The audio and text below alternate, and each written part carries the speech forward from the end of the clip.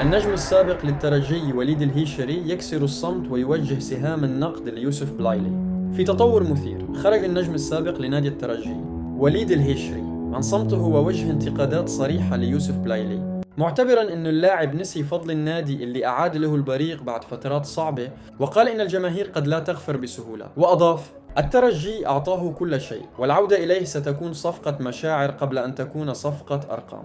كما أشار إلى الدور البارز اللي يلعبه والد بلايلي في اتخاذ قراراته المهنية، وهو ما أثار الجدل في عدة مراحل من مسيرته الكروية. هذه التصريحات جاءت في وقت حساس، حيث يستعد يوسف بلايلي لفتح صفحة جديدة بعد موسم مميز مع الترجي الرياضي التونسي، أحرز فيه 19 هدفاً وصنع 16 تمريرة حاسمة، ما جعله واحداً من أبرز نجوم شمال إفريقيا. ورغم أن عقده مع الترجي يمتد حتى عام 2026، إلا أن اللاعب رفض تجديده رغم عرض مالي مغرم بقيمة 80,000 يورو شهرياً، ليعيد بذلك تسليط الضوء على مستقبله المهني والوجهة القادمة.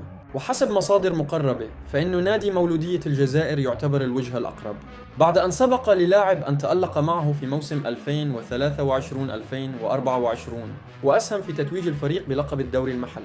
والده ووكيله حفيظ بلايلي أكد أن يوسف يبحث عن تجربة جديدة في بلده، في وقت تراقب في أندية أخرى منها اتحاد العاصمة وبعض الفرق الخليجية تطورات الوضع دون تحركات رسمية حتى الآن. يوسف بلايلي تنقل بين عدة أندية عربية وأوروبية، أبرزها مولودية الجزائر، الترجي التونسي أهلي جدة السعودي، ستاد بريست الفرنسي، أجاكسيو الفرنسي، وكان نجما بارزا في تتويج المنتخب الجزائري بكأس إفريقيا 2019، حيث سطع نجمه بفضل أدائه المتوازن وقدرته على صناعة الفارق.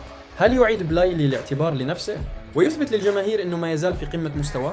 وهل هتكون العودة إلى الجزائر بداية جديدة أم مجرد محطة عاطفية تحت ضغط العائلة والجمهور؟ الأسابيع القادمة قد تحمل الإجابة، لكن المؤكد أن بلايلي ما زال حديث الساعة في أروقة الكرة الجزائرية والتونسية.